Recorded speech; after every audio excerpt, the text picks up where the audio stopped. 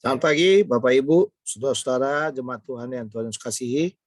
Bersama saya lagi Pendeta William Hermon dalam program Rempah Renungan Pagi Hari. Mari kita melihat kebenaran firman Tuhan.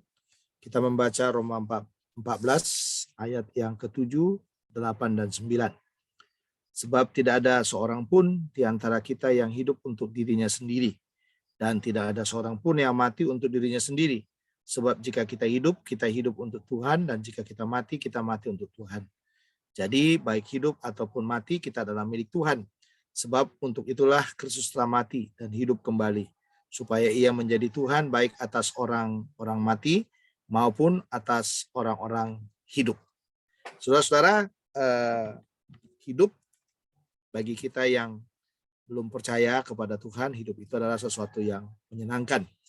Tapi kadang-kadang mati itu menjadi sesuatu yang menyeramkan bagi kita.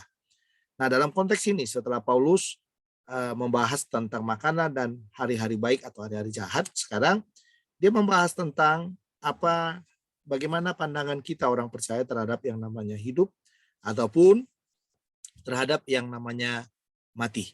Saudara, bagi kita orang percaya, hidup dan mati sama saja. Tidak ada perbedaannya.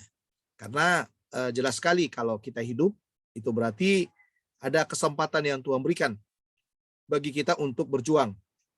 Ya, mengerjakan pekerjaan-pekerjaan kita atau menyelesaikan destininya kita. Makanya Tuhan memberikan kesempatan bagi kita untuk hidup dan menikmati hari-hari kita, dan hendaklah kita gunakan itu dengan manfaat yang baik dalam melayani Dia, dalam mengikut Dia, dan dalam menyerahkan segalanya kepadanya. Tetapi saudara, kalau kita mati pun adalah sesuatu yang baik.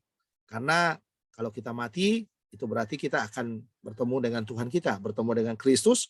Kalau kita mati, itu berarti kita menyelesaikan semua hal-hal yang sudah kita selesaikan, berarti kita finish sekarang, lalu kita beralih dari dunia sekarang ini kepada dunia yang akan datang. Dari dunia manusia kepada dunia roh.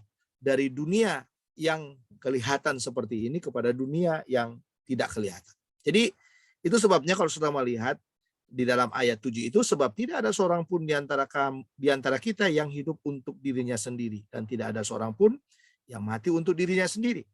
Ya, nah ini benar saudara. Jadi tidak ada seorang pun yang di antara kita. Saya hidup sekarang ini, saya bukan hidup untuk diri saya sendiri. Kalaupun saya mati hari ini, sama juga. Saya bukan mati untuk diri saya sendiri. Karena ayat 8 berkata begini, sebab jika kita hidup untuk Tuhan, dan jika kita mati untuk Tuhan. Jadi baik hidup ataupun mati, kita adalah milik Tuhan. Nah, ini enaknya. Ya, ini yang selalu membuat kita sukacita. Karena hidup dan mati ini yang miliknya Tuhan. Jadi nggak perlu ada yang dikhawatirkan. Ya, nggak perlu ada yang dikhawatirkan. Sekalipun mungkin kalau kita mati ada orang-orang yang kita kasih yang akan kehilangan kita, dan mungkin tidak bersama-sama dengan mereka lagi.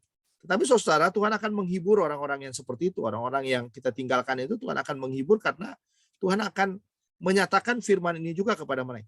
Baik hidup ataupun mati adalah miliknya Tuhan. Jadi kita tidak punya hak atas apapun. Ya, jadi itu sebabnya Paulus katakan kepada orang-orang yang mulai mengecam orang-orang Kristen, orang-orang yang mulai mengecilkan orang-orang Kristen, ya Tuhan mengatakan bahwa baik hidup matinya orang Kristen adalah miliknya Tuhan. Ya, pagi ini tadi saya melihat di YouTube, ya, saya lucu juga saudara. Karena berbagai serangan sekarang muncul kepada orang-orang Kristen. Dari pagi saya melihat, pagi ini tadi saya melihat bahwa dikatakan bahwa tidak ada keselamatan dalam kekristenan. Ya, nggak usah dijawab saudara. Kalau dia katakan nggak ada keselamatan dalam kekristenan, silakan baca Alkitab, silakan belajar teologi Kristen yang baik, supaya kita bisa mengerti bahwa hanya Alkitab yang mencatat tentang keselamatan. Nggak ada yang lain, saudara. Mana janji di dalam kitab-kitab yang lain? Nggak ada. Ya, jadi hanya di dalam Alkitab kita menemukan jalan keselamatan yang sesungguhnya, dan hanya dalam Alkitab kita diberi jaminan tentang hidup ataupun tentang mati. Nah, makanya Paulus memberikan alasan terakhir dalam ayat 9, sebab untuk itulah Kristus telah mati dan hidup kembali, supaya ia menjadi Tuhan baik atas orang mati maupun orang-orang hidup. Itu kata kuncinya. Jadi Kristus sudah mati bagi kita. Kristus sudah berkorban bagi kita. Kristus sudah menyerahkan nyawanya bagi kita. Dia mati supaya dia menjadi Tuhan bagi orang-orang mati. Dia hidup supaya dia menjadi Tuhan juga bagi orang-orang hidup. Jadi kematian dan kebangkitannya memberi garansi baik bagi orang mati maupun bagi orang hidup. Nah, dalam arti bagi orang mati berarti ada kehidupan kekal yang akan dia berikan.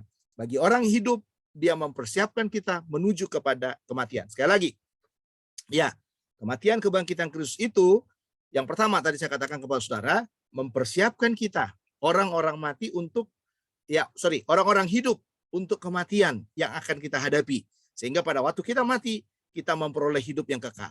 Bagi kita orang yang mati, yang percaya kepada Yesus, saudara, dia mempersiapkan kehidupan kekal bagi kita, supaya apa? Supaya melalui kematian itu, maka kita bersama-sama dengan Kristus. Jadi tidak ada yang sukar dalam hidup kita sebagai orang-orang percaya, nikmati aja hidup, sukacita dengan hidup, layani Tuhanmu, raih destinimu, selesaikan semua tugas-tugasmu dengan baik, karena peganglah firman ini yang mengatakan, baik hidup ataupun mati, kita adalah milik Kristus. Mari kita berdoa. Bapa dalam sorga, terima kasih buat firman. Meteraikan dalam hati kami percaya, baik hidup kami maupun mati kami adalah milik Kristus, dan kami mau belajar seluruhnya menyerahkan hidup ini dengan iman dan percaya kami kepadamu, bahwa kami adalah orang-orang yang sudah Engkau selamatkan. Terpujilah Engkau, kami menyerahkan hari-hari kami sepanjang hari ini, supaya hari-hari yang menjadi penuh kemenangan. Kami menyerahkan juga kekhawatiran, ketakutan yang ada di depan kami. Kiranya Tuhan menghalaukan dari hidup kami, supaya kami tetap kuat, dan kami boleh memandang kepada Tuhan yang mengasihi hidup kami.